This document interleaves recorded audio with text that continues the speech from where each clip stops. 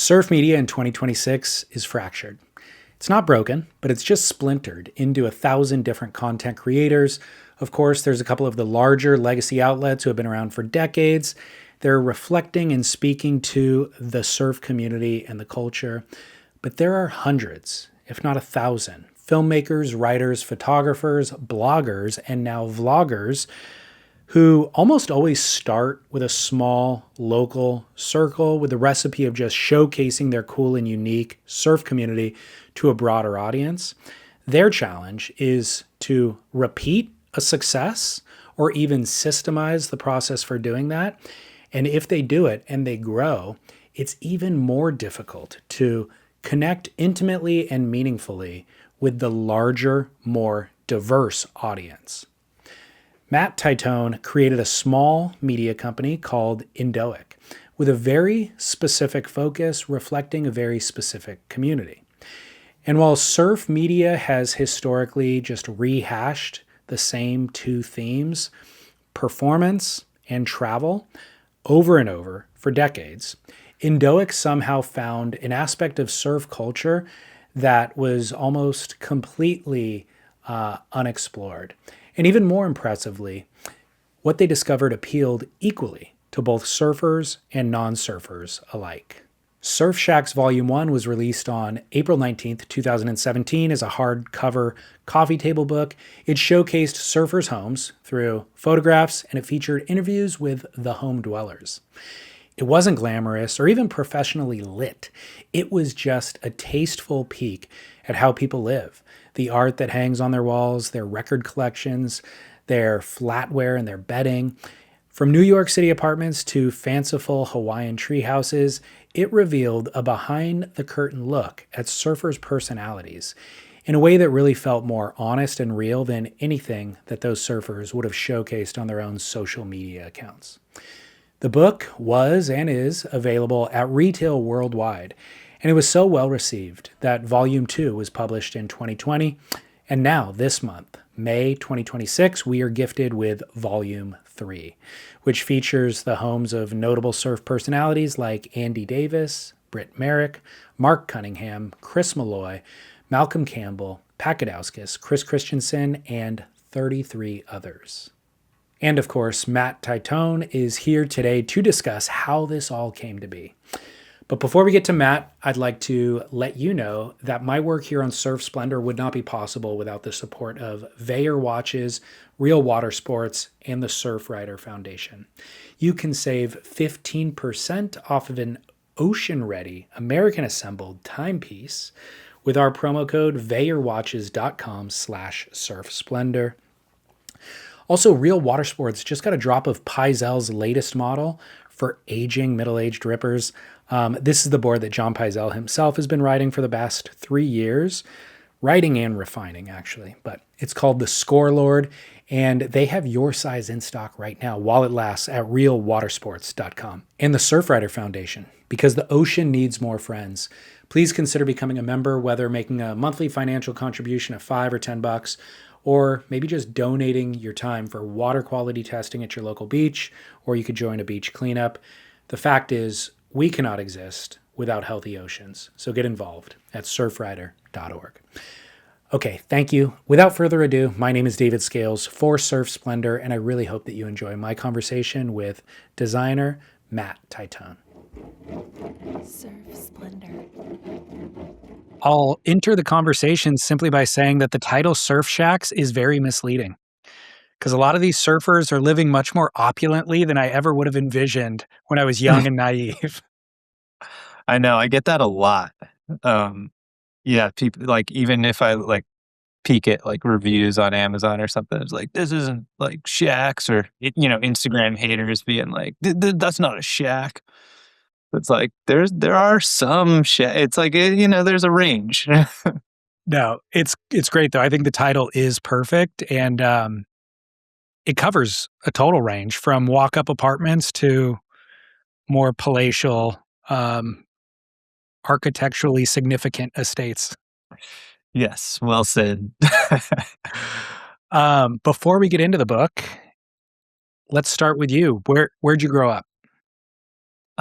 So I grew up in Wilmington, Delaware, which is like 15 minutes outside of Philadelphia. And Delaware, a lot of people in California don't even like know where Delaware is. It's crazy. They think it's like Midwest, but it's a small East Coast state. It, like where I grew up, I could literally have walked into New Jersey, Pennsylvania, or Maryland. It was pretty wild. You could Um, walk to all those? yeah, yeah. Wilmington Right? kind of sits like on the border of all three of those states. And yeah, did I say yeah, Pennsylvania, Yeah. Maryland, Jersey. But yeah, it was like an hour and a half outside of New York, 2 hours from DC, 45 minutes from Baltimore. Yeah, and then the beach in Delaware, where I'd go growing up was like, an hour and a half south. Okay. So I didn't grow up like close to the beach. Did How'd you discover surfing? It was just like always like a childhood fantasy. Like I spent like the summers, like my mom's aunt and uncle lived at the beach in Bethany, and they had this little like back house that was like a converted garage or like shed that was up on cinder blocks, and it was like just big enough for our family to kind of crash in. It had a bathroom and a little kitchenette, and we'd spend our summers there. Um, and it was like just big enough for like me and my sister and my parents. And then when my brother was born, like I was sleeping on the floor. um and I guess now that I think about it now, that's kind of like that was like a surf shack. I mean, nobody surfed, but like it was like behind their house and a couple blocks from the beach. But I was like really into boogie boarding, and like skimboarding was really big in Delaware. We had like the East Coast skimboarding championships, and like Bill Bryan would come from Laguna, and it was like, whoa, what a legend. And surfing wasn't like that big growing up, but like the culture was all kind of there. There was like a core surf shop in town, and I would go there and like collect stickers and like get a t-shirt from it every summer. And I always thought like surfing was so cool, and I'd collect the magazines. But um I wasn't really yeah, I wasn't a surfer until, like, really when I moved to Florida, I would say, um, down in St. Augustine. That was when I was 18 for college, so Okay. Um, Side note, are you familiar with Brother Surfcraft? no, I don't think They're in so. Delaware. Okay. It's Brothers, I have yeah, to look into. I don't know if it's Brothers. I think it is Brothers now that I think about it. I Is don't it, know like, where. surfboards? Yeah, he's a surfboard shaper in Delaware, and I don't know where in Delaware, but Huh, he's got a pretty robust Instagram following, and the boards look killer. So nice. They're shortboards, longboards, like yeah, shortboards and kind of like alternative high performance shortboards. nice. So yeah, that's Yeah, my I've got reference point for, like you said, a lot of people don't know where Delaware is. My reference point for geography is often related to where surfboard shapers are located. And so yeah. that's how I know Delaware. Yeah, no, I mean, it's funny, it's like, it's kinda like Jersey, it's like barreling beach breaks, Okay. but I would say a little more fickle than New Jersey. Like, I feel like whenever the waves are really good in Delaware, it's, like, way better somewhere else. Okay. Um, that's at least, from growing up, my interpretation, but it has I its just days. Yeah, I just looked them up. They're, Ocean View, Delaware. Does that make Oh, yeah, sense? that's, like, just inland of where my mom lives in Bethany Beach. Okay. Amazing. Yeah, Yeah. Brother Surfcraft. I And gotta yeah, check it it's out. 2 brothers who started it, so that's why it's named that. So Dave and Tom Brack, Hmm. Bracht. Oh, you gotta check them out. There you go. Yeah. Yeah, Um, my mom still lives there, like, yeah, just a couple miles away from those guys, and I visit her probably, like, once a year maybe, so get back there every once in a while. Very good. Um, where'd you go to school and what'd you study? So I went to a small liberal arts school in Florida called Flagler first. That's where I went right out of high school. I was kind of a bad student in high school and um, just had a lot of stuff going on at the time and was pretty rebellious. And I got de-admitted from UC Boulder, which is where I wanted to go. And the only schools that would take me were like University of Delaware and this small school in Florida called Flagler. And I'd never been to St. Augustine. Like I just got like, this was 1998, 1999. So all I had was like a printed brochure of like what the campus looked like. And it was like a backup. And so them and University of Delaware were the only ones that would take me. And it was like springtime before I was supposed to go. And I was like, I do not want to stay in Delaware, so I'm going to this school. Like my parents were like kind of bummed, but it was actually kind of funny because the tuition at Flagler was like less than in-state tuition at Delaware, which is crazy. Um, but yeah, I kind of went down there sight unseen, just like you, and loved it. And there was a huge. I didn't even realize this at the time, but there was good waves in St. Augustine, and there was like a huge like East Coast surf culture contingent at Flagler, like all these guys from like Montauk, New Jersey, um, New England, everybody would kind of like go to Flagler so they could surf. Hmm. And I sort of just naturally fell in with that friend group and like would get rides to the beach from these guys. And like I brought my skimboard down there and like everybody was making fun of me for skimboarding. And like my one of my first friends, this guy Matt Johnson, which is funny, like Matt Johnson from Big Wednesday. He's from Manasquan, New Jersey, and he lent me like this 6.0 Spider yellowed shortboard, and he was like, "No, like enough with this skimboarding shit. Like you're surfing. It's like hurricane season. The waves are pumping." And so he lent me a shortboard, and like I got into it from there, and like yeah, surfed every day at Flagler. It was awesome. But I kind of like knew that my time there was going to be um, limited because I kind of didn't really know what I wanted to do, and I just kept choosing electives. And it wasn't until I took like a black and white photography class and just really got into shooting film. Um, that was like, and I always was a painter, and drawing was always my thing. I just never thought like that was like a viable focus for like a college major or career. But I was taking this black and white photography class, and meanwhile, another friend from high school had transferred to SCAD in Savannah, Georgia, which was like 3 hours north. And one weekend, I went up there to visit him, and just like fell in love with Savannah, and saw like the way he was living and how he switched his major to architecture and transferred from Trinity. And I was like, oh, fuck yeah, I'm doing that. And so by the time I transferred to SCAD, like I had a real, like I felt this pressure, like I had to pick a major, because I'd like used up all these electives and I didn't really know what to focus on because I loved like fine art and drawing and illustration. And I loved photography, but like I also was always like drawn to like graphic design, not even knowing what graphic design was, but like all throughout high school, I would be the guy like who was making t-shirts for the school, like t-shirt designs. And I was kind of like a hippie kid, and like I'd go to all these like fish concerts and stuff. And I'd make these like little tape deck designs like for people who traded like the cassette tapes of recordings of all the shows, and like I'd sell them in the parking lot, like a sheet of them that I'd like go to Kinko's, make color copies, and they were like these cool like album cover design templates. And I'd do bootleg T-shirts in parking lots, and I was doing all that stuff from a very young age, and just super into like comic books and magazine and album art.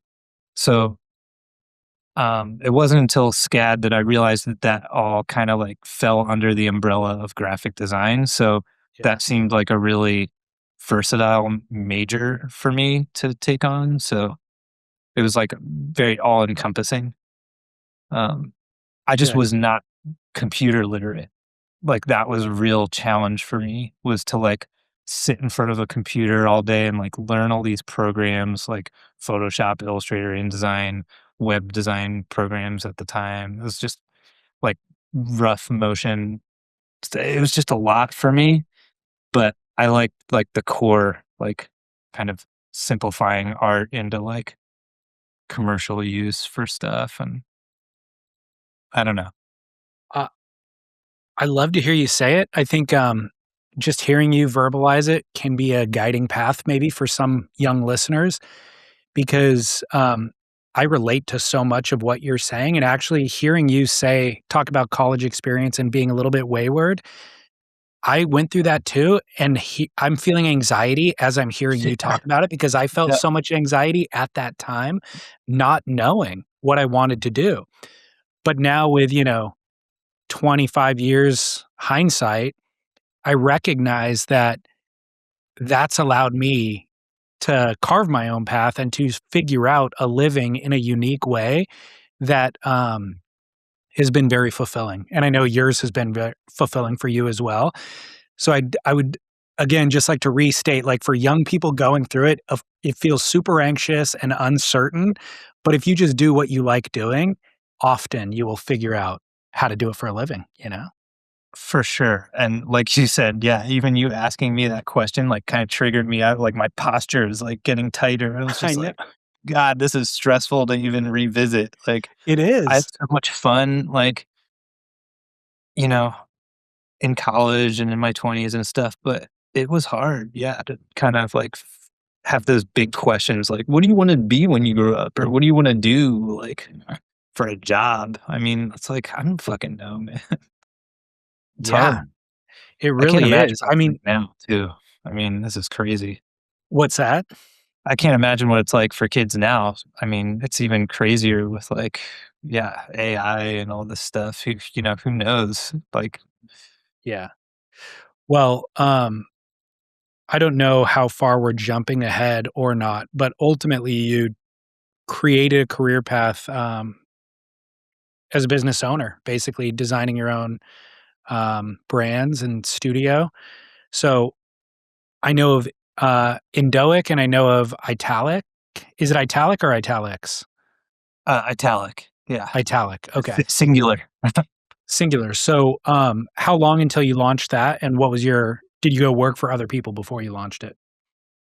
Oh, yeah. Yeah. I had kind of a all over the place career before launching both brands. Yeah, I mean, the quick version is like, yeah, I moved to New York right after SCAD. I actually had like a school trip at SCAD where I got a job from that. They took like a handful of students from the graphic design program and you like visited all these like design studios and like ad agencies and production companies up in the city and um, kind of took a couple chances and got a job at an ad agency out of college, and it wasn't what I necessarily wanted to do, but I was like, "Whoa, they're gonna like pay me like 50 grand, like yes, like I get to like use these like skills I just learned at school, like sure." And so I just like I left all my shit in Savannah, like at this apartment, and like with with my roommate that I'd never even seen since. Um, and moved to New York. I worked in advertising for a couple years there, and I just realized like it was kind of soul sucking. It wasn't for me. It was like the money was good for me at the time as like you know a 23-year-old kid, but I was like I'm not adding to my portfolio or like doing the kind of work that I want to be doing.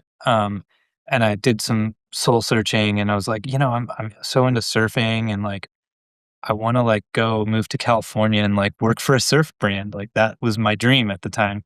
So I kind of picked up sticks and just put all my stuff in my car and drove cross country with that intention. And then I realized really quickly when I moved to California that um, that was not my dream either. Like that was even worse than working in advertising. It was working for these surf brands. I mean, all the work was like highly derivative. Like they really wanted to like play it safe at all these brands. And were literally briefing me to like copy other brands like previous year's designs for like t-shirt graphics for their next season. It's just like gross. And the pay was crappy, and I would like leave. They would like always like give me like boxes of free stuff, and which was cool at the time, like the first couple times. But then I was like, this is so wasteful. Like, what am I going to do with all these like free clothes? Like, I've given them all to my friends. Like, where is all this coming from? Like, Totally. um, not to like sit here and bash the surf industry too hard, but this was like early 2000s, and like, yeah, it just wasn't for me. And for me, it was kind of like a shitting where you eat kind of thing. Like, I wanted to enjoy surfing like as this pure thing and not like be bogged down or like by the negative energy of like a job around it. And um but all the while, I had met my business partner Ron and our third business partner at the time, Ryan, who was our boss at one point, when we were in a small design group at Saatchi and Saatchi. And we worked really well together and shared the same values and aesthetic and like work ethic, and just kind of had the same background of like, we've all worked kind of all over the place with design being the focus though. Um, and yeah, we were just like brainstorming on what a studio would look like between us, and all while we had different jobs at the time. And yeah, in 2012, that's when we just decided we'll all quit what we're doing and fully commit to this concept. And, you know, we were working out of our business partner Ryan's like little ADU behind his house for a couple weeks. And then when he backed out, we like switched over to my kitchen. And then, yeah, we eventually found an office in Mar Vista, which is like Venice Beach adjacent, in LA, which we were there for like 10 years. Yeah, we're still going. I mean, Ron, my business partner, lives on the East Coast now. He is in Virginia Beach. So we're bi-coastal. Yep. Um, but yeah, and then Indoek has kind of like operated in parallel of the studio. It has a interesting origin story. I started it with my friend Drew before I started Italic with Ryan and Ron, and Oh, it was really just to like, Drew was making a Northeast winter surf film, which at the time was like so foreign to like the surf world. This was like, I want to say 2006 or 7. Um, so that kind of lifestyle wasn't being documented like it is now. Um, so it was like he was making this beautiful, like cinematic, um, very docu style um, film about like New England fishermen who like surf all winter all by themselves in snowstorms and everything, and was looking to get like funding for it to release it. And at the time, like all these films were being released on DVD, um, just physical yep. copies of the film. So that was the model. And we created Indoek as like a blog to like kind of just show that, and it was like basically going to be the production company for the film. And this blog was just like a receptacle for us to like catalog interests online. So like he was on the East Coast, I was on the West Coast, and we were just like posting inspirational videos, films, fashion, like, you know, it didn't even have to relate to surfing, but it was just like our kind of curated aesthetic. And the blog was just meant to be like a little bit of a like proof of concept. Like these guys kind of have their finger on the pulse, and this film is going to come out of it. So this is like a legit in quotes thing before there is an actual film. Um, and yeah, we were doing like a bunch of random stuff. Like Drew would make these mixtapes every Monday. And again, like Spotify didn't exist. So these were just like MP3 downloads every Monday, like of music pulled off the internet. And like we would like design a little album art cover, and like it was like 10 tracks that were downloadable from the Indoek blog every Monday. And it became kind of popular in this like weird little circle. And then the blog thing kind of just became a chore. Yeah. And, it was like having a dog that you have to take a I mean, we didn't have to do it, but it was kind of like this weird addiction, and it felt like you'd have to do it to satisfy the followers that were following it. And meanwhile, like Facebook was obviously already out, but then Instagram was coming out. So things were kind of changing along those lines anyway. Like blogs were kind of getting phased out. Um, and then, yeah, we were just trying to think of different like ideas for original content that we could put on there instead. So it was more of a representation of what we were doing and not just what we were into. Because Drew was a filmmaker and a photographer by trade, and I was a designer. So it was like, what can we put on here that more represents what we do? Um, and yeah, that was around 2012. That was pretty much when we started Italic too. So 2012, 2013 was when we started shooting Surf Shacks. And, that was like the first kind of original content that was going on the blog pretty regularly. Um, Well, real quick before Surf Shacks, can you explain what's behind the name Indoek? um, yeah, it was just a made up word. Um, it was provocative and phonetically pleasing. It's literally doesn't mean anything. It's just, yeah, kind Got of it. a cool word, and it works because we've changed what the brand is so many times. So it's kind of like this weird, like amorphous thing. And honestly, for Italic, I mean, we're just constantly doing branding projects where you have to come up with this name that has so much significant meaning and purpose, and it's kind of nice to just have something irreverent. Yeah, sure. Okay, so inception point for Surf Shacks. Obviously, you stated it started as a blog project, not in print, of course. Um, what what was the concept? Why document surfers' homes? Oh man, yeah, there's like just so many reasons. I mean, at the time, it just seemed like an idea that nobody was doing.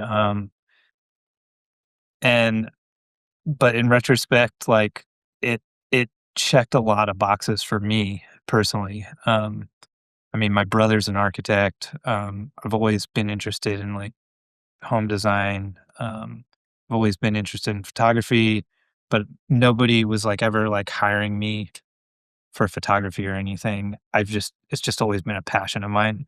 But with my day job as a designer, like I needed like a project to like exercise photography for, because it just needed like a focus. Um and yeah, I think like I mean Drew was really into like this the Selby. I don't know if you're familiar with him, but he's No. kind of like OG uh home lifestyle photographer. Like he had this blog called the Selby, which became a very popular book series, that just documents like creative people in their homes. And Mm, it's like creative professionals, artists. It's a very lifestyle focused series and not necessarily like an architectural series. And we were really like drawn to that. And it was like kind of like what's the surfing equivalent of the Selby? Like that was kind of like the concept. okay. Um, hopefully the Selby doesn't see this and decide to like sue our ass, but But yeah, I mean, I just love like, I'm not like a super technical photographer, and I'm not like, bringing in lighting and like doing these kind of like dwell or arc digest type of shoots. It's really about just the creative personalities and how they live, not like showing off their cribs or whatever as much. Uh, So it was really like a casual project and a casual approach. yeah. Um, yeah, I mean, I could obviously see your interest in design and architecture through the people that you choose, the candidates and their homes. But really, more than that, it showcases their lifestyle and their personality. It is more lifestyle, I think, than architecture. Like surfing, I think, first of all, showcases people's personality, but this gives you a peek behind that curtain to show how they live and the things that actually inform their surfing, which is what I enjoy about the book and the series. Yeah, yeah, totally. And I think that was always kind of the North Star for Indoek in general too, is like there's enough documentation of the act of surfing out there. Like everybody else is doing that and Totally. way better. But the North Star for Indoek is kind of like what happens outside of the water, like what kind of creative acts are these folks bringing to land. Yeah, Um, totally. Do you remember who the first person was who you featured for the Surf Shack series? yes, how can I forget? It was this guy, this Aussie guy, Mark Weissmeyer, who was like a art director, creative director, kind of like just like eccentric creative personality. He's from Australia, but he was living in Venice. Um, and yeah, we didn't know each other. I just Instagram just came out. This was like, you know, 2011 or something like that, and just started following each other on Instagram. And I'd see like glimpses of his place, and it's like, oh, that place looks rad. And it's got like this weird, like whitewashed wood wall, like aligning like the staircase and some cool art, and like it just seemed like a obvious first pick. He was like a mile down the road. So just like connected on Instagram and like made it happen. And I think that was like literally the first time I ever met him in person, was to show up at his place and shoot photos. Um, but yeah. Um, so I'll give you two questions. You can attack them however you want. Was there immediate resonance with the audience when you published that? And then also, I'm curious, when did print feature or factor into Indoek and why? Yeah.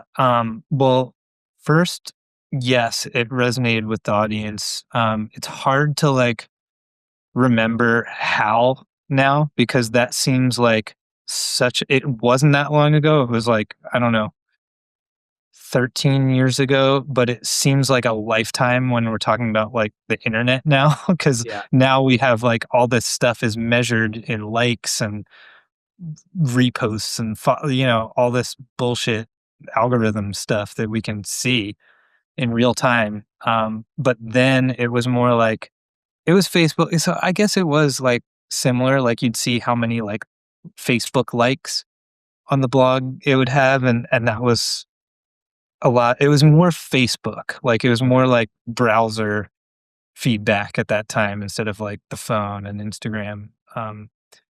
But yeah, it definitely caught on pretty quickly um, online. But print was always the intention. Like I Okay. knew before that, like as much stuff that I've done in the past in the digital space, I kind of hate it. Like I've never been drawn to that type of work, like website design or like digital apps, any sort of like product that just has like a digital form is not as interesting to me as like real world applications. and physical like I love like packaging and books, anything that like is tangible. So for me, like the intention was always this is going to be a book someday, but without having made a book. I've designed books for clients before, but like the content itself seemed just hugely daunting, and without having any relationships with publishers or like experience like on the like ground level production to like make a book and not having the money to produce like it was just like one thing at a time, so that was always the intention. But it was like, okay, we have this blog and this platform, let's just start here, let's put them out one by one, and when we get to a certain point, then we can curate what a book looks like around it, because that part's really easy for me as a designer. The content just like I'm not a writer, I'm not a photographer. Well, I mean, I am, but like I I didn't like do those things professionally. Yeah. Before you printed the book, you guys were publishing like newsprint zines, right? Yeah, yeah, yeah. So, yeah, it's kind of like a little back and forth in the story here. We so in 2013, I actually like bought Drew out of Indoek, and brought it under Italic, because it was clear to me that like I couldn't be like dabbling in both businesses. I always felt like I was cheating on the other person Hmm. with one. And at the same time, Drew was kind of losing steam on Indoek anyway. And I saw it as an opportunity to like leverage that brand to feed into the design studio. Like this is like a home for like kind of passion projects, that were definitely focused in the surf lifestyle space, but um, like Ron and myself, we're both designers. We don't have like a new business person or like we never had that kind of role. And we're not really good at that, like chasing clients. So whenever we'd have downtime, as a studio, we'd just kind of like pour that into like an idea for Indoek, whether it's like making more surf shacks or like we did a couple videos at one point, one of which was on Owen Wright that like got a lot of traction, like the New York Times and like these like fashion blogs in New York like reposted it, and it kind of went viral, and we got a lot of motion graphics jobs from that. Um, and yeah, we just kind of learned through Indoek that like you are what you eat as a studio. So like, what's the kind of work that we want to get? Let's make something like that with Indoek. So an example of that was, we had just finished a huge project for Reebok, where we did this kind of like women's magazine slash catalog. It was like a magalog. um, and it was a big project, big production for us. And then we were kind of slow after that. So we kind of took the learnings from doing that, and we made a zine on Venice, through Indoek. And we just took like a couple months that summer, and just between Ron and myself, we just shot content around town and like designed this newsprint zine. And we were like, oh, this can be a cool series of like um, surf town like travel guides, almost like an elevated like travel guide. It was large format, like 11 by 17. Um, yeah, and it was just really fun to make. Um, so yeah, we've done quite a few like self-published projects that were like leading up to Surf Shacks. Did the zines make money? Yeah. None of this print stuff really makes money. I mean, they kind of do, but they don't. It's like I think you're breaking even at the end of the day. Okay. The zines, like if you want to look at production costs, I remember paying like just under $2 a copy for those Venice zines. They were about, I think they were like maybe 90 pages, 11 by 17, printed on like shitty newsprint, like what the supermarket, like coupon tabloids are made on. And I think we printed like 5,000 copies and we were selling them for like maybe $10, I think. Um, and you sell a bunch when it first comes out, and then you're like, what do I do with all these? And you're like offering them to like local hotels to put in the rooms. And um, I don't, we never really were very diligent about keeping track of numbers. But I will say for us, like the benefit has always been like, who made this? Italic. Yeah. Okay, like we're gonna get projects based on this. Yeah. And that has been the true reward for all those. I mean, because you are what you eat. Um, It but makes they're perfect fun. sense. Yeah, I mean, it's like I just don't think anybody should be making like books or anything with the intent of like I'm gonna get rich. Because That dream is long gone, but yeah, I also think it'd be nice to be able to break even to fund the project, to fund future projects, essentially. So for it's sure. I feel the same way as you, where you're like, I don't even like the digital space. I want to work in print, but if it is just a passion project at the end of the day, there's not going to be a lot of people who have the opportunity to do it. Yeah, totally. I mean, So it's hard to know too, like how many like to print and what's the saturation point for a yeah. product too. It's like um, there's so many factors. I feel like that's where the publishing houses like really they know their shit and they Yeah. know what's going to sell and how to get it out there to the right audiences. And I just like So making stuff look pretty. I'd love to hear, of course, how the opportunity to work with a publisher to actually print Surf Shack's Volume 1 happened. And then also along the way, maybe explain how you chose, how do you select candidates to feature? Yeah. Well, just to start with the publishing relationship, that was pretty serendipitous. And yeah, it's weird. When it came time to make the first Surf Shacks book, my whole intention was like to do a Kickstarter and like self-publish it, maybe print like 1,000 copies based on pre-orders. Um, that was kind of like the intention. I thought it would be like super niche and like, people who followed the series online would buy it. But really had no concept of how it would like live beyond that.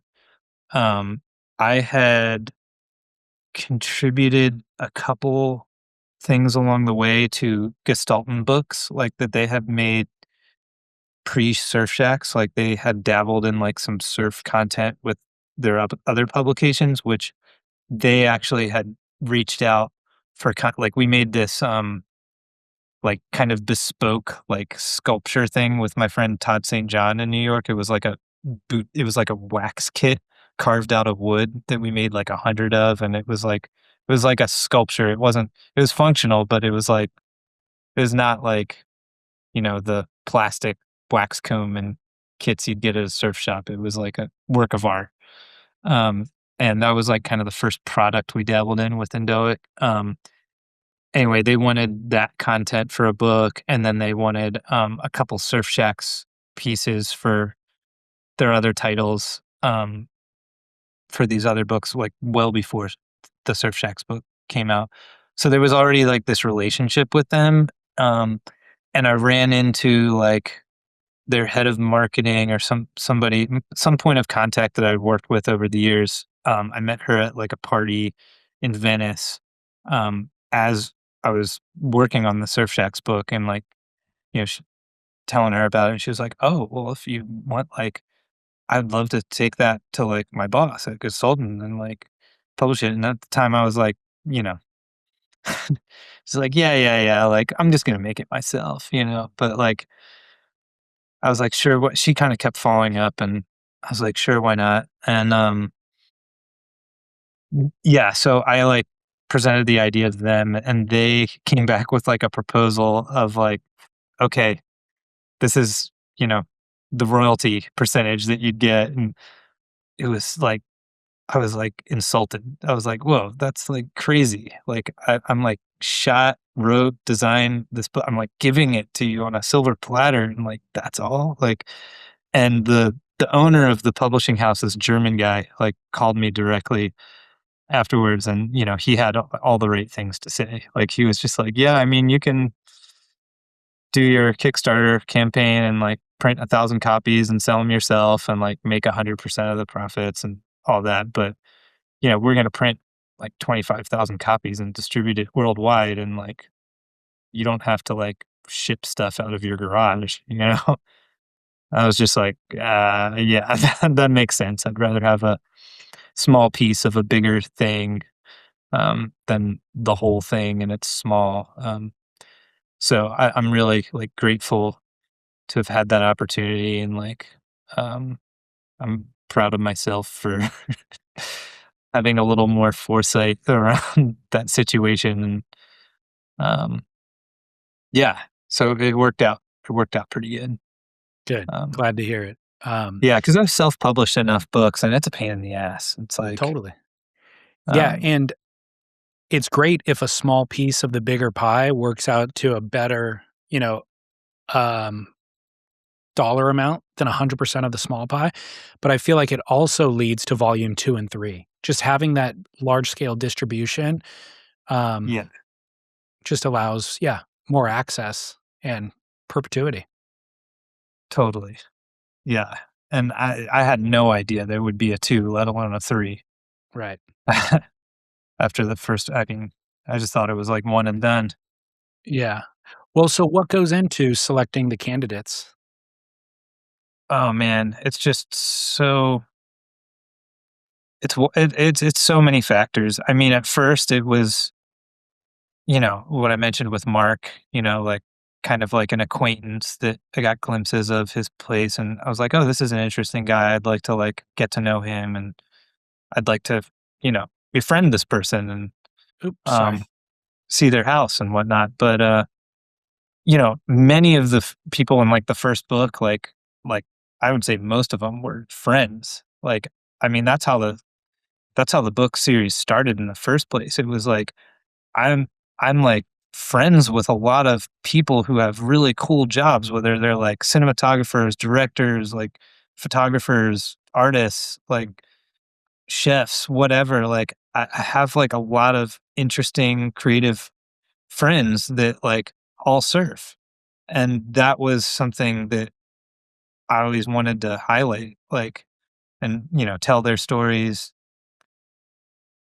as best I could. And, just showing them at home was like the vehicle for that. But it was always just like a kind of a, yeah, just a kind of a yearbook of like, of friends and acquaintances and like people in my general, like, kind of creative sphere. Um, like I had a buddy, Jake Burkhardt is a perfect example, like buddy from St. Augustine, who like I lived in New York with at the same time, and like he started the like film department for Vice. Like they were just a magazine, and he was like shooting like concerts for them in New York, and like all of a sudden did like the Vice Guide to Travel, which was like this weird one-off um docu film with like vignettes from all over the place. But that launched like Vice, like their content, like their video content machine, and like, um, yeah, he was one of the first surf shacks, and like, Do um, you I'm sure you remember the surf series that he was doing yeah, for yeah, Vice. Do you remember exactly, what it was high, called? high shreddability. High Yeah, Shreddability, that's right. I yeah, loved that. I know, yeah, it was so him and Tyler, Munson? yeah, Tyler Manson, Manson, um, Manson, yeah, okay. who lives up in Ojai now. But yeah, and Jake's like a really good surfer too, and yeah, it's just a bunch of people like that. That's really how it started, and then it just kinda grew organically. Like, somebody would be like, "Oh, you got to meet this person," or "This person's got a sick home, like check them out." And so just kind of say yes to everything and meet new people through that. And there's definitely a lot of people like I would shoot and like they never made the books or anything, but it was just cool to like meet them, um, get a new connection. But then like as the series grew, like you could definitely see the jump from like book 1 to 2. Like there was more high profile people, like because I could now like reach out to like these people that would probably never give me the time of day before and be like, "Oh, like this book exists. It's made. I can send you a copy," and like, making the second one, and then they're a little more apt to be featured, instead of just some random hitting them up on Instagram or something. Were you surprised how well volume 1 sold? And I mean, Yes. I actually don't know how well it sold. All I know is I saw it available and still see it available in broad market stores, not just surf stores, basically. So I presume it sold well. Yeah. No, I was shocked. I mean, I'll never forget the first time, like when it first came out, and like Gestalten, they're in Germany, and like I love working with them, but they're not like super communicative about like the distribution list or like anything like that. They just take care of it. Um, but like I'll never forget like the month the first book came out, I was like, I forget what it's one of those like big shopping centers in LA, like the Grove or something, and I had to take a shit. And like I like went and like went beelined it to a Barnes and Noble and was like rushing to go to the bathroom, and I like stopped dead in my tracks and like saw like Surf Shack's Volume 1 like stacked like on shelves prominently in Barnes and Noble. And I was like, whoa. Like it was like this weird surreal moment because I was like, I could expect it like being in like some boutique home goods stores or like surf shops, like elevated surf shops. Um, but yeah, to just like be in Barnes and Noble, like in a major like metropolitan shopping area, I was like, whoa, this is crazy. Um, and then yeah, to have friends like from all over like shoot me a text with a photo, like I just saw this book here, like that's pretty cool. Yeah. So, Super cool. I see the broad market appeal though. Like I recognize that the book would have appeal to non-surfers basically. They wanna peek into the lifestyle? yeah, I mean, it sounds cliche, but like, yeah, surfing has always been cool and like Mm. this sort of, um, idealistic lifestyle. You're by the beach and, you know, surfers just have this dream life for quote unquote outsiders of the lifestyle. So Well, the reason why I asked you about who are the candidates or how do you select them is because as somebody whose life is centered around surfing, the people who are featured in the book actually, I think are really well curated. Like, it appeals to me more than if the book was Kelly Slater's home, Lisa Anderson's home, Dane Reynolds' home. Like, the people that you get, like the Jake Burkhardt, for example, I'm like, "Oh my god, I knew him from High Shreddability. I've followed his career ever since. I would love to see how he lives?" Like, it's a yeah, really cool curation of people. yeah, no, it's definitely not like yeah, these are like guys on the WSL like it's not like that. It's the criteria is like creative, professional somehow, like not necessarily professional, but like yeah, they do something creative for a living, and you know, they surf. Um and then yeah, they have an interesting home or like live somewhere interesting. It's not always that they have like this amazing inspiring dwelling, but what they do is really cool, and that will inevitably be somehow reflected where they live. Yeah. Um, Um, I don't know if you can say or not, but did they ever print you said 25,000 for volume 1. Did they ever do a second printing? oh yeah, there's like I think been seven reprints of volume 1.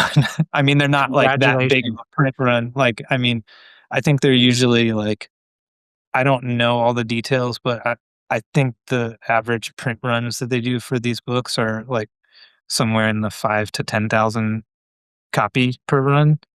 Um, but yeah, they're selling. I mean, it's been good. And I was like curious even when I went to them with the third book, like I was just like honored that they're willing to do a third one, but it's like, yeah, I didn't know if there is like a saturate, like, are people going to still be interested in this? But I mean, we'll find out. I mean, it's new people, but it becomes like kind of like an encyclopedia Yeah.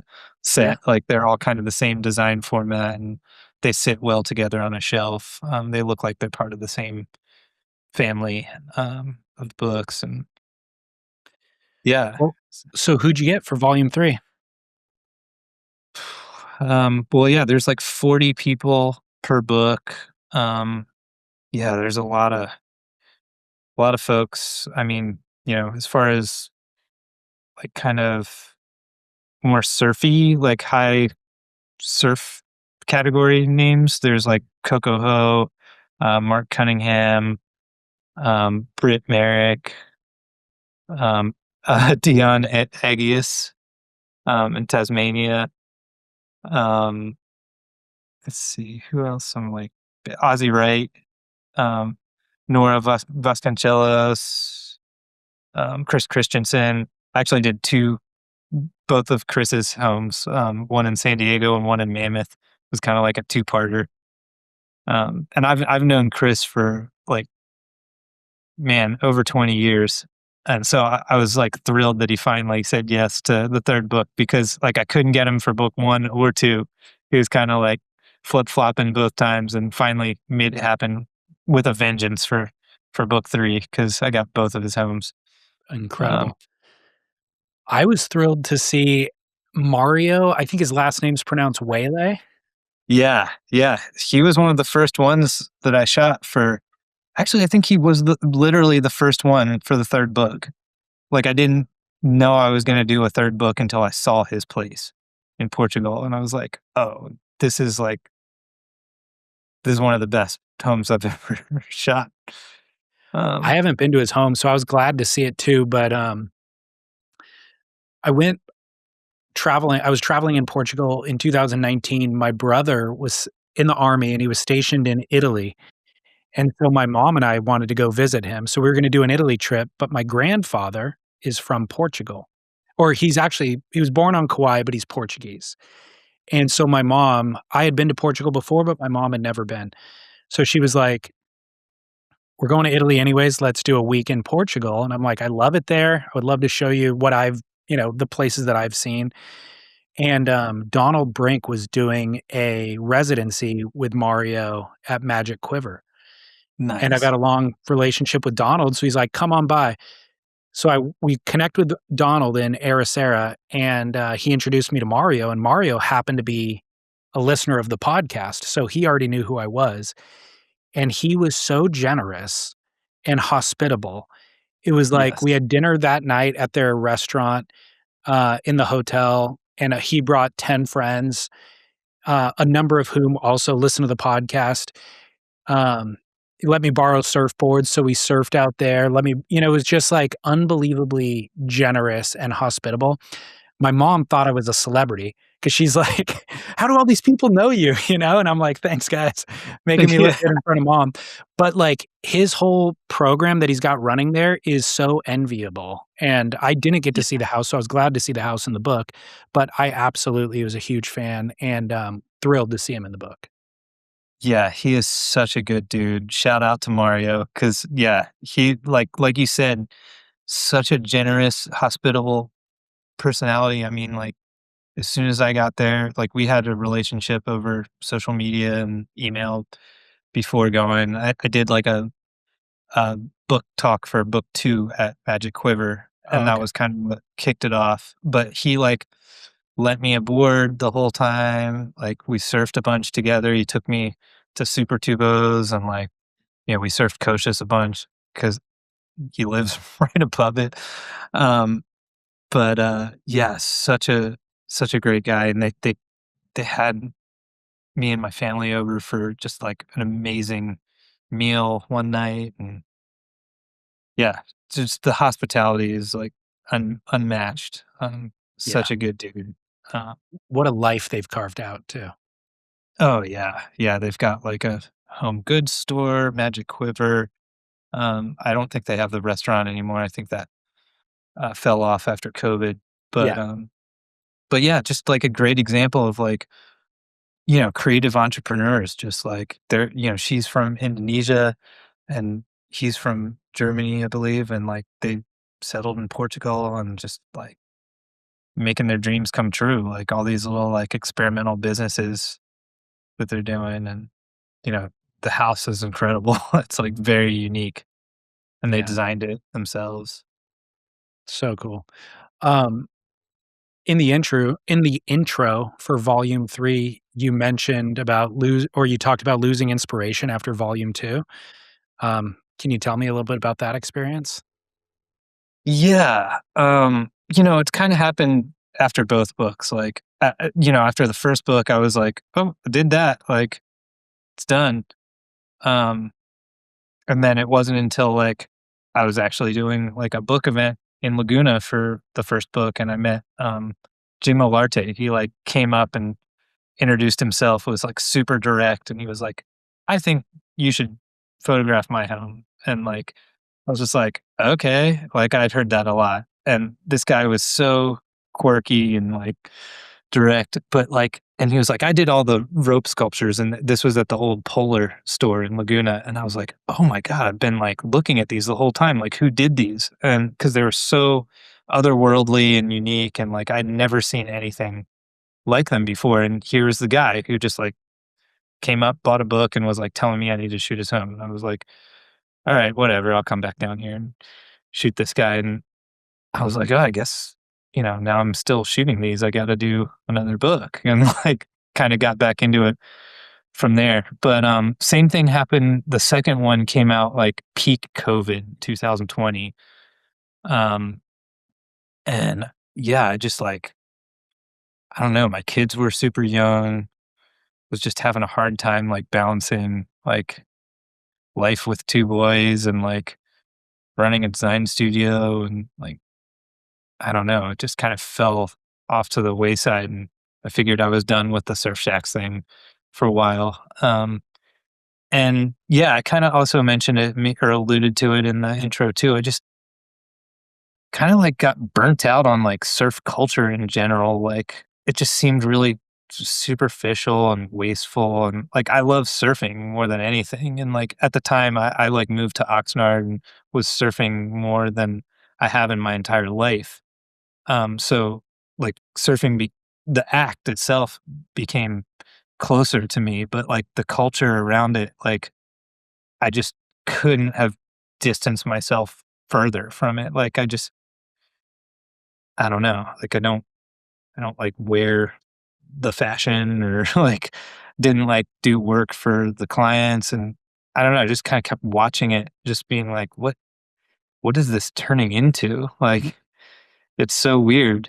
Um I don't know. That kind of goes on a weird tangential rant about that, but for whatever reason I just like my camera was collecting dust, and I just didn't really have the motivation to shoot anymore. Um, but that eventually changed again. I mean, I can't remember who like kind of yeah, I mean, it wasn't until that Portugal trip um Oh, in 2022. And yeah, I saw like the way Mario was living and was doing a book event with him at Magic Quiver, and I was like, "Oh man, like this place is too good. I can't like not shoot this." And yeah, just it kind of snowballed from there. It was like Jim was the one in volume 2, and Mario was the one for volume 3 that kind of like got it back going for me. Um, re-inspired.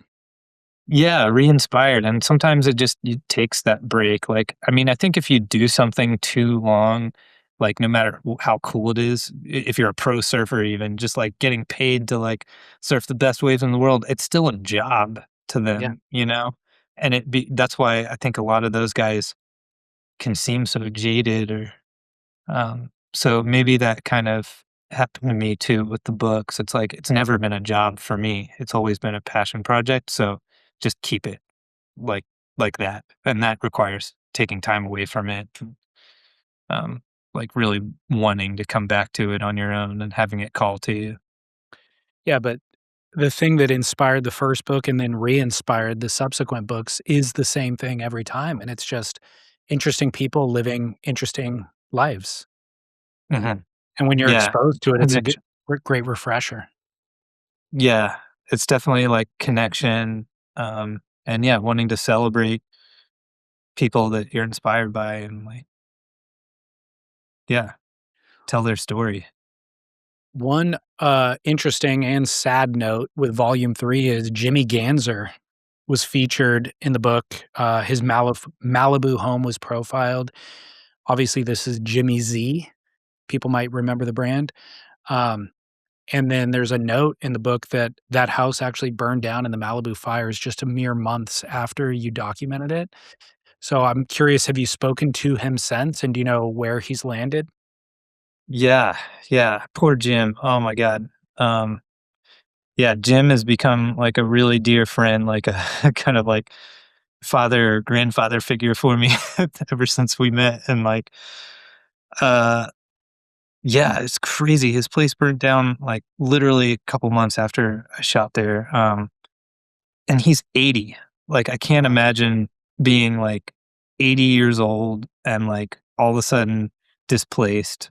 And he hasn't been in the best health past couple years. So that was a big shakeup for him. He was kind of splitting time between, I believe, Josh Farborough's apartment somewhere in Westlake, and Ned Evans, one of his close friends who's an artist, down in Venice. I think his ex-wife, he was like crashing at her place. But now I think I think he got like an Airstream and he's like back on his property. Like Oh, wow. he got like a big, insurance check to rebuild. I don't know if he started the rebuild process, but um, definitely got an Airstream for the property. But Cool. yeah, no, and thanks for the reminder. I need to check in on Jim. Yeah. But Um, are there any can you think of favorite homes that you've documented throughout the 3 books? oh man, I always hate this question. Um, I mean, Mario's place is amazing. The location alone, it's so insane. Like he's overlooking Kosciusz, which is like the Rincon of Europe. But I think like the one that I always go back to um, is from volume one, and it's the home. It's on Kauai, um, and it's like such a dreamy property because it's the home of Jess Bianchi and Malia Grace Mel, and Jay Nelson built that home, and I believe it was like kind of the first house Jay built. Um, and he kind of imported all the wood and like it's insane. It's not it's a modest home. It's like very just like chill cabin, but it's just beautiful and it's all wood and open, and the property that it's on is actually owned by a Mayan Goodwin, and they have like a treehouse structure on it. They have like this converted bus that's actually in the second book. They were like building all that at the time when I shot Jess and Malia's place for book one. But it's like this total like dreamy like Swiss Family Robinson like compound, like hippie Swiss Family Robinson compound. Just feels very homegrown and like very like aesthetically elevated too. Um, and it's like again, right, on the road, like right across from some like cannons, which is a sick break on Kauai. And Um, I think that one is probably my all-time favorite from the series. It's just such a special place. But yeah, there's so many favorites for different reasons. I've got like the ones that are like super well designed mid-century homes that like I just love from a design perspective, and then there's like really rootsy kind of real shacks that are just like, got a lot of character and love, and or maybe they're just like in a really cool like zone, like a real nice plot of nature.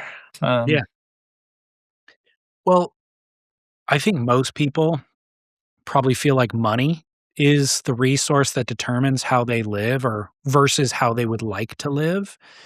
Um, Obviously, the home itself, how much that costs, the location, the interior design costs, buying furniture costs money. But from your experience documenting hundreds of surfers' homes at this point, do you have thoughts on that, or do you think that that's a fallacy at all? yeah, it's a total fallacy. I mean, like, I am not impressed, but well, that's the wrong word. I am impressed, but like, I get a lot of like solicitations, like via Instagram or email, like you have to shoot my home. Like it's like this ridiculous beach house, and it's like designed by so and so, and it's really cool. But like, and I'm grateful that people like reach out and share those places that are like very dwell worthy or but like I don't know who this person is, like I don't know what it's just some rich person like that can afford to buy into that lifestyle, and that's great. I'm like stoked for them, but like I'm more like, interested in the creative personalities that I'm not as interested as in the like design aspects of I mean that's really cool too, and it comes out of it, but I'm not Dwell Magazine or anything. It's like, I don't know. I don't care about like some VC investor, like who's like bought into like the dream and like thinks that they should be in the series. As cool as their house might be, like, and as much as I might want to live in a house like that, I don't Yeah. know. It's not as appealing to me. Like, um, yeah, it's just not that kind of book series, I guess is what I'm saying. It's not an architecturally focused, um, book series. Well, yeah, and I think for anybody who does feel like money is the limitation for living how they want to live versus how they're currently living, I think your book showcases that, creativity is the only limitation. For sure. Yeah, no, And that's really well said. Um, yeah, because yeah, you can make anything your own. I mean, there's a lot of people in these books who are just renting their places and, it's not like, they still like make it their own and add their creative touch. yeah. But yeah, yeah, money is definitely like I don't know. It's it's bullshit, man.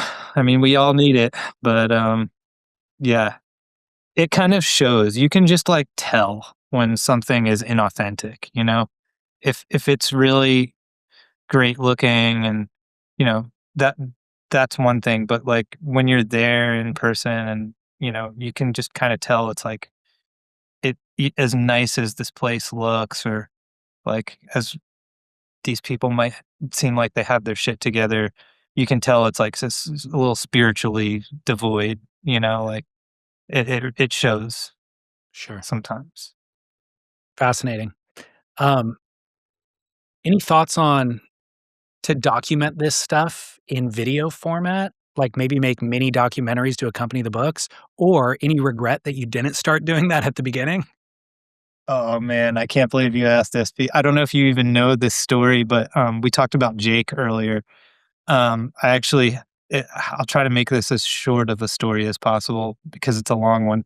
But yeah, I we did try to make. I think we were a few years behind in making this, but Jake and I, and some other folks from the book series actually, made a pilot episode of a Surf Shack's docuseries. And it featured Jim Olarte and Strider Wazalewski. And we made this pilot a few years ago to like shop to like Netflix and Hulu and HBO and whatnot. And it's like a 45, it basically, it's kind of like the chef's table of surfing. Really like cinematic. I always kind of was like, I shot most of these books myself, but like for me, the interviews are the most interesting part. Like I love learning about like the lives and the creative process of these folks. And so the driver for the video content was like, how do we bring those interviews to life more than like just showcasing the home? Um, and so hence the kind of chef's table, like we get a lot of archival footage of these characters. Like in that pilot, we have Nadas Kappas, Rick Massey, Randy Hill, like all these folks that are also in Steve Jones, um, all these people from the books too. But they're really, it's, I'm really stoked and proud of it, but we haven't had any traction like trying to sell this pilot. Like I think it was just made a little too late. Like that industry, like nobody's buying that kind of content anymore. Like it's everything out there is kind and I'm new to that space. Like I lived in LA for 15 years and I never had any contact with like Hollywood or Yeah, but um I guess it's a tough cookie to crack. Um for but I sure. actually had like, Emmett Malloy even helping me pitch it to networks because he's more seeped in that world. And yeah, it's just like the timing was kind of all, but we are, long story short, that was like a goal and, and an extension of the books. And we have this beautiful pilot episode that like I'm going to actually do showings of with book release parties for the third book. So we'll have like kind of book signings, Q&A, and also show this film just to at least get it out there because we're really proud of it and it came out great. I'd love to see it if you're willing to send it my way. Oh yeah, I definitely will. Yeah, because I did not know that story. But the reason why I asked was just because I feel like if you're flying to these locations to document these people and obviously do extensive interviews that are cut down to fit the book, I'm like, got to get more out of this travel time and this I commitment, know. and I want more out of it too. So it I would be a know. logical next step. I know. It's just really hard. Like for me, like the books are like it's a one man show. Like I can do all this shit like myself. Like I can shoot the content, I can send them the interviews, I can write the intros, I can design the book. Like I don't need help with it. But like video is a whole nother ball game. Like I Totally. had to call so many favors from friends, from like Jake is like a Swiss Army knife, um, run and gun cinematographer, and his wife is a director, Meredith, and then Ronnie, my buddy who's also in volume one, he's like he edited it. And then you got a color guy, sound guys, like archivists, like there's just so many moving parts and like people to involve for film and it's just a bigger deal. I mean, it goes from being like like I can shoot somebody's home in like an hour. But then with the video and like shooting that pilot, like, I think we spent like 3 or 4 days with Jim and 3 or 4 days with Strider. Like, it's definitely a bigger commitment for the subjects too. Um, Yeah, totally. but yes, definitely would love to like do more video content. It's just, I feel so bad, like pulling favors from the Yeah. homies. No, I mean, ultimately, when you look at it, when you look at the potential for the project, it warrants getting funding for. It's not just doing favors at that point. It's like, okay, we should actually fund this thing and really map for it. Yeah, I mean, if anybody who's listening to this podcast wants to help fund some video content, we are taking investors. There you Any go. of those folks with the big homes that want to be in the series, like Start let's do a selling. trade. Yeah, exactly. Um, you mentioned Chris Christensen declining your invite for the first two books. Is there anybody who you'd still love to get that you haven't been able to get yet? Yeah, there's always people on my list. And yeah, there's a lot of people who like, I'm even friends with who like decline. And, I get it. Like, it's a very personal thing to like share where you live. And like, there's a lot of insecurities and also like fears around like just showcasing what you have or, your personal life. I get rejected a lot and I don't take it personally. Um, but yeah, there's quite a few. I mean, mainly like artists that I look up to, like Thomas Campbell and Barry McGee in particular. Like Thomas has given me a few rejections. I've never had the balls to ask Barry, but I'm sure that he would be pretty private as well. Um, yeah, you mentioned Dane Reynolds earlier. I share a building with Dane, like our Indoek gallery. We share with Chapter 11, and I was always like, "Yeah, get you in the third book," and he was always like, "Yeah, yeah, yeah, yeah." For like 6 months, I was chasing him, and then we literally work in the same shared space and like couldn't make it happen. And I was like, I never knew if it was like, did you even want to do it, or were you just saying yes, but you meant no, and like who knows? But yeah, he's still on the list, so maybe if book 4. Cool. Yeah, Mikey February, like we talked about it too, but he's been living here in Santa Barbara, trying to get his visa, and I think he's redoing his place in South Africa. And I've never been to South Africa, so I'd like to get him and whoever else over there. Like if book 4 happens, like yeah, there's always like a running list and always new people that kind of pop onto the list as I like discover them. So Cool. um, Um, where do you live? I live in Oxnard Shores, like about an hour north of LA. Um, how would you like to live differently? Is there Um, anything that you would like to implement for your life and lifestyle that you can't currently? yeah, there is like I guess on the superficial note, like I would love like features of a home. I guess I would love to have more of again. Like the one thing I miss about my old home down in LA was like having a bunch of fruit trees and like growing own veggies and all that stuff on property. Like I'm kind of missing that these days. Just because like in our neighborhood at the beach, it's like the houses are pretty packed in and there's not a lot of sunlight area in the little small yard. The beach is really the yard Hmm, here, but yeah, I miss having like fruit trees and like growing your own vegetables and everything. That's really nice. Um, but yeah, I mean, it's like you said earlier. It's like just being being able to creatively impact your space and having the freedom to do that is what I value in my life, and like just having the ability to do that, treat your home like a blank canvas, and um, yeah, I feel like I can have that anywhere though. Like, sure. What's your favorite part of your home? um, we've got a pretty sweet sauna cold plunge set up.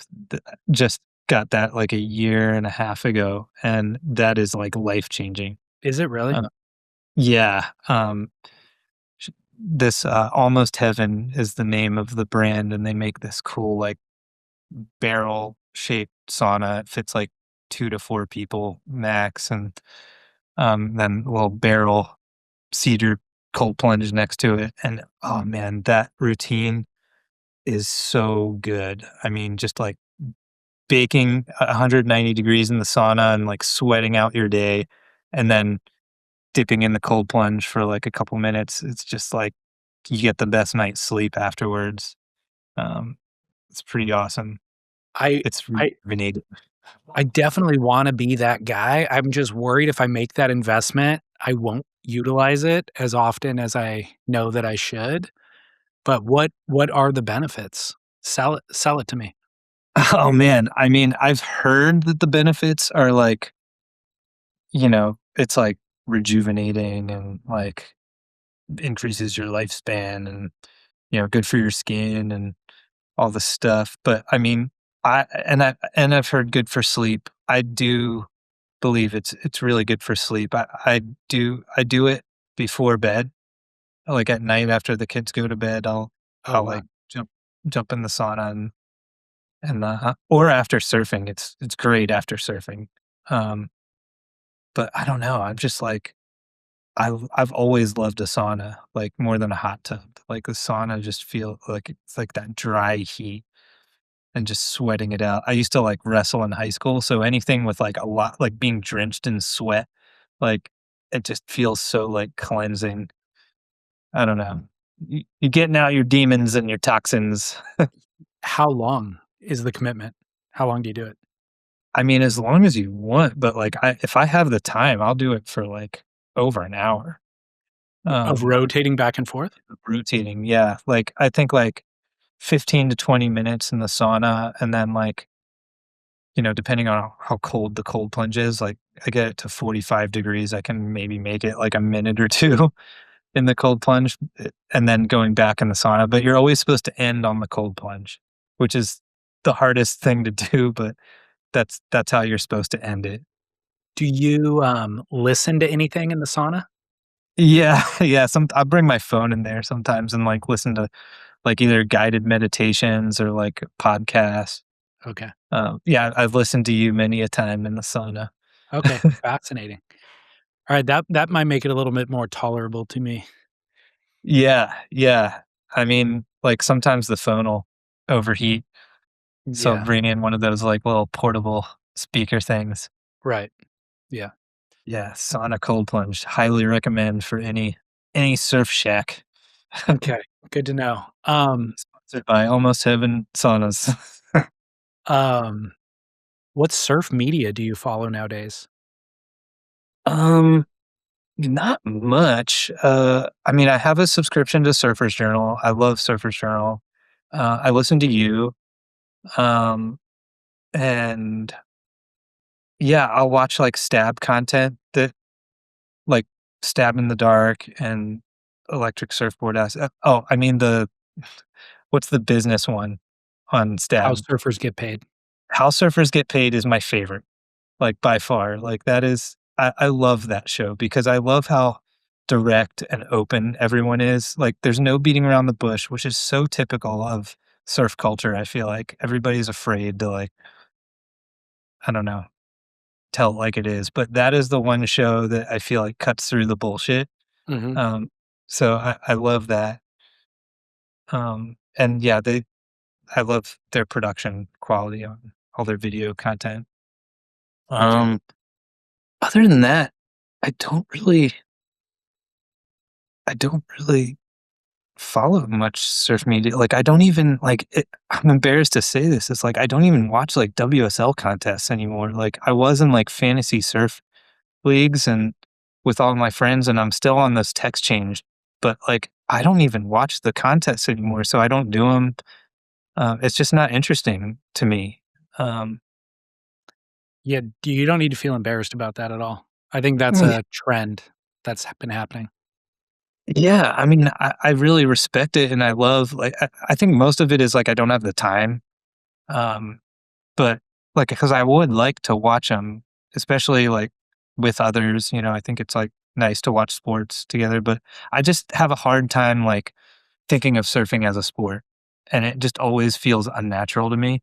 Um, so like watching guys claim waves and like it just like doesn't appeal to me. And I grew up like as a jock. Like I played like sports in high school. Like I played lacrosse and wrestled and like all these team sports and it just doesn't appeal to me. I don't know. Yeah. Yep. I think, that trend away from the WSL. I haven't identified whether it is a surf culture trend away from it or if it's just we're getting older, and as we've gotten older, we trend away from it. But I definitely care less. Yeah, I would be interested to hear your perspective on this actually, because like I see like the way I see surfing from like kind of like an outside point of view, it's like lineups are more crowded than ever. Like it seems to be like the surfing is more popular than ever, but like this industry around it is like flailing, and none of these brands that like we grew up with like are doing well, and they're not cool anymore. And there isn't sort of like this booming industry behind it, even though it is more popular than ever. It seems like a weird mismatch. I don't I don't quite understand it. And WSL seems like it is at the top of the food chain with that, because it is like I don't know, it's the professional part of it, but it also is like a kind of a media outlet. Um, I don't know. Well, so my thoughts on it, and again, I don't really operate in the industry. So I'm speaking almost as an outsider, but I do talk to people who have operated in the industry. And the way it looks to me is that it's factioned off into so many different silos. So when I was young, it was 5 brands and 4 magazines, maybe 3 magazines, and everything filtered through those things.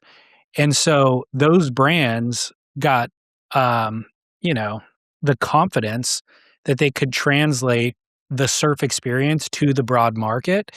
Ultimately, that was proven incorrect. Once they did that, everybody went bankrupt at that level.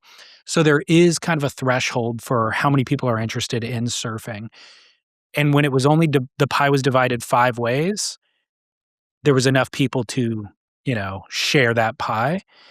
Mm, um, because they were forcing the filtering through those methods. But what's happened with Instagram is everything is broken down into 1,000 different surf experiences. So you have people, not everybody's favorite surfer is the momentum generation group of surfers anymore. Now there's, you know, Alex Nost is somebody's favorite. Mike February is somebody else's favorite. Joel Tudor is somebody else's favorite. Kelly Slater is somebody else's favorite. There's a million different entry points, and in each of those little microcosms, there's small brands that can exist that cater to that microcosm, but they're never going to be the $100 million brand. At most, it'll be a $20 million brand, the Vislas of the world, the Rourkes, that sort of thing. mm, Um, and but again, each of those just caters to a certain surf experience. And so I think that, to your point, there's more surfers than ever. The total market value is probably larger than it was in the heyday. It's just divided amongst 1,000 different brands, 24 different media outlets, like little European magazine, little UK magazine, couple little or larger Australian magazines. Um, so it's just divided a lot more ways, and those individual brands are much smaller. But I don't think that there is a broad surf experience. Like when in the 90s and the early 2000s, we thought it was the pointy shortboard, and here's the 5 brands that mm. represent that, and here's 1 dozen professional surfers who make a good living that represent the pointy thruster experience. Those days are long gone. That was faked because none of us were riding those boards well, and we all figured Yeah. out we like surfing in different ways. So I don't think that there is a general surf experience anymore, and it's divided between fish to foils, and stand-up paddles are somewhere in there? That's what I've Right. experienced.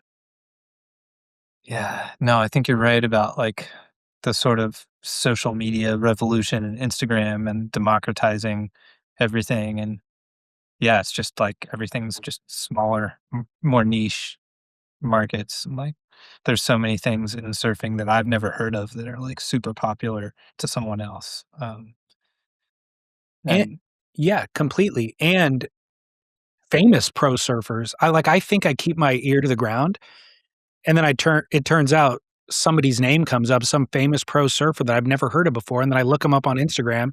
It's like, oh, they have 200,000 followers and mainstream sponsors. I have no Yeah, idea how I didn't know they existed, you know? totally. Yeah, So, it's a big world. yeah, which is great.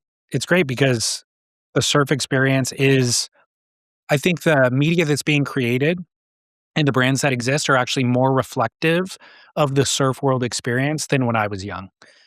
Because when I For was sure. young, it was just, you know, middle class white people who lived by the beach and had access. That was the only thing being represented. But in the water, there was a lot more going on. It just wasn't being represented through the media. For sure. So, Yeah. No, and that's another, like, not to keep harping on the book, but that's where, like, I've also made an effort, like, with the books to, like, just explore those different factions within surfing. And like, it isn't just like, like longboarding guys or like shortboarding guys or, like people living by the beach. It's like, all walks and like people living, like some people live far from the beach in the yeah. series, and they just love surfing, and Yep. they're doing cool shit outside of the water. And um yeah, just kind of like, it's been a nice vehicle to like also like meet different people that aren't in my immediate circle, and like get outside my own little interpretation of surfing bubble. Right. Right. uh, Um, what surf brands do you think are doing a great job design wise? mm, It doesn't have to be limited to clothing brands either. um,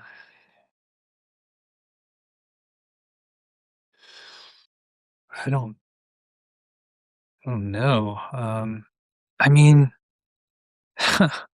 I mean, if we're talking about like clothing, like, is Patagonia a surf brand? Yeah, I mean, Patagonia is a surf company. I don't I'm know. not hard and fast on my rules for this game. You can Yeah, mention I don't anybody, know. but Like, like in terms of I like Patagonia branding, as a yeah, brand, and I've always like appreciated their like just really simple aesthetic. Like it's not um overly branded, um, and they just lean into color. I love like they have like a whole color team that works on their products, and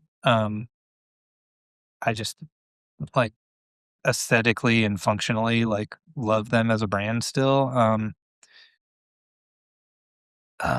Design wise, like graphic design, it's hard because like I feel like the surf brands like got me into graphic design in the first place. Like Volcom, like in 1998, was just like, holy shit, this is like speaking my language. This is like Sex Pistols and like um punk and like just youth against the establishment. This is awesome, but that's like not me anymore. I don't wear like clothes with a bunch of loud graphics on them anymore. But I don't know what yeah, and like Mollusk is always cool, I feel like. I like, their aesthetic, and um that has always been kind of like I remember the first time I stepped into a Mollusk surf shop in San Francisco, I was like, again, at that time, that was me at the time, like in my 20s. Like I was like, holy shit, this is like they're nailing it. Like this is what I've always dreamed of with surfing. Like they're offering like an alternative approach to this world, and like it's reflective of like the art culture that exists in surfing, and yeah. that kind of DIY nature. Um, but I don't like wear a lot like mollusk stuff now either. No, but they're still doing a But yeah, great I job. appreciate. They're doing Yeah, a they great do. job with design and Um, branding. I feel like I'm gonna like miss something here that I really do like, because I can't think of any off the top of my head. I mean, yeah, it's hard for me. Like if it's just graphic design, it's hard for me to think of something. But like, I mean, surfboard design, like all hail Chris. Like I love Christenson's aesthetic, and just he was such a like pioneer of like the alternative board movement, in my opinion. Like I got my first like alternative board from him, in like the early 2000s, like a fish, and so it's like beautiful glass on wood fins. It's just like, this is awesome. Like it's like this modern retro classic combination, and the colors that he used and the resin tints. Um, yeah, and I just think he's just such a master. Um, yeah, I don't know. I don't know what other like brands really resonate in the surf I, world for I think me. yeah, I'm not speaking for you, but I think Album has done a phenomenal job with branding and Yes. design. Yeah, I agree. Dead Yeah. Kooks. Dead Kooks, I just interviewed Yeah. Eden recently, and I've just interviewing him made me really like um, look at his work and really realize how well he's done with branding and design as well. No, yeah. Yeah, I love his boards. Chris, right Yeah. before you got that fish, I've heard him talk about like in that late 90s, he having gotten a skip fry fish and riding it exclusively for 2 years. And that's really informed a lot of his work with the fish moving forward. So you were Yeah. coming right off of that. Yeah. Yeah, I bought it from my friend Moose, who I went to Flagler with. He was the one who introduced me to Chris. I want to say 2001, and it was like his fish. I got off of him used, and it was just like I still have it. Like it's hanging on my wall. It's Well, that leads me to the final question for everybody, which is just what was the last board that you rode and or whose boards are you riding nowadays? oh man. Well, I caught a couple out front this morning on like what I call my spring beater board. This is like this is like the funkiest time of year for Oxnard Ventura area, with the winds, and um, I rode like a 5.5, like very thick.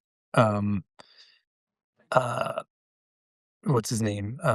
Anderson. He died. He's from Venice, but it was the Yes, Stoke Scott. Scott Scott. Anderson. Yeah, it was one of the last boards he shaped.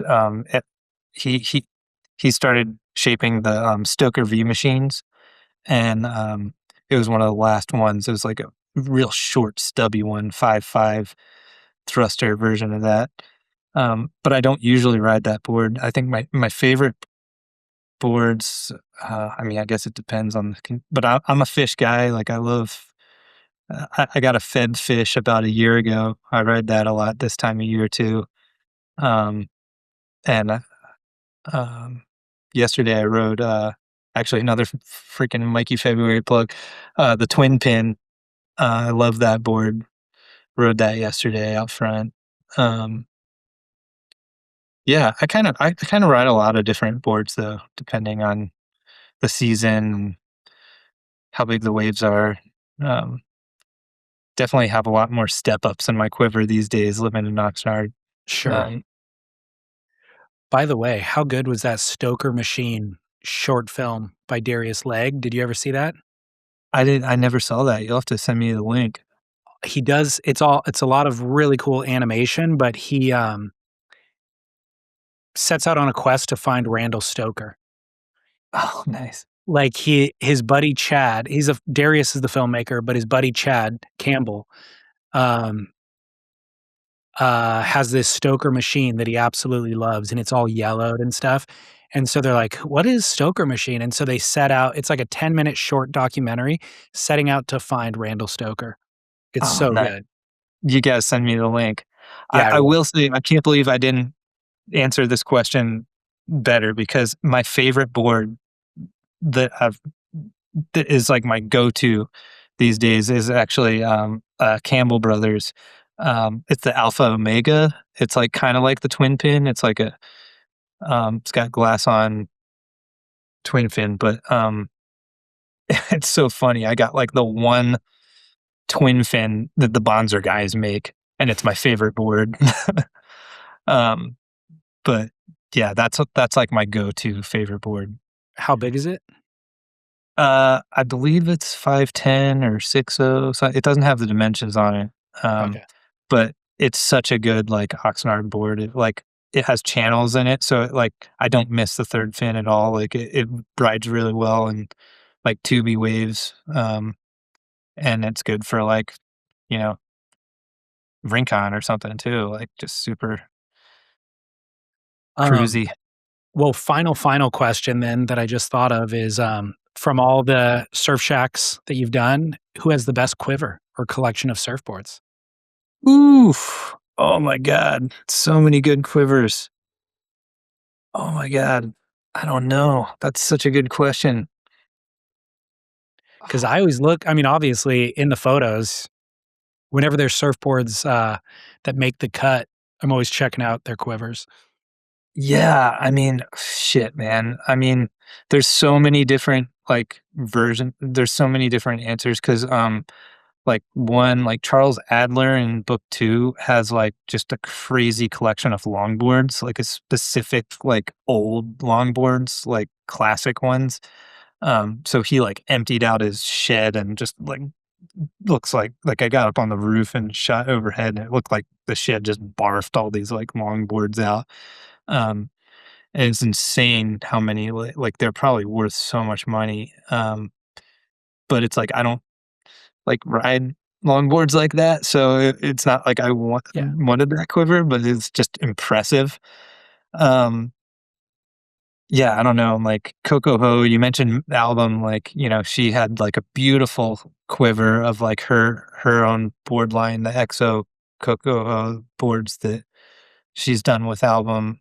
Um, so bitchin', like so many alternative boards and twin fins, which are right up my alley.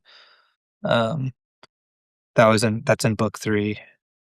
Um, yeah, I don't know. It's so funny. A lot of like the shaper guys like don't have a lot of boards lying around, which is ironic. Like, yeah, like Peter Schroth shot his place in book 2 and like, he's got such like iconic 80s boards. And there was like maybe one board like in his house like that I like made him put out, but he's so weird and eccentric, like, it's just That like, is you weird. would never know that that guy's a surfboard shaper, you know? Right. Yeah, totally. Uh, Good enough. Well, I know you got a 2 or a noon commitment that you got to get to. So yeah, I we'll gotta cut sign out. my kids up for junior guards. Yep, Uh, exactly. So I'll let you get to it, but congrats on all the success, man, and volume 3 specifically. Thanks, man. I really appreciate, the opportunity to sit down with you. This has been, like, total dream come true. That Like I said, big fan of your podcast, so honored. that's nice of you to say. Also the Surf Shack thing, it was something I didn't know we needed, but I absolutely love it. Like, well done. You really hit on something there, so I appreciate it too. Thanks, brother. All right, you're Well welcome. Surf Splendor.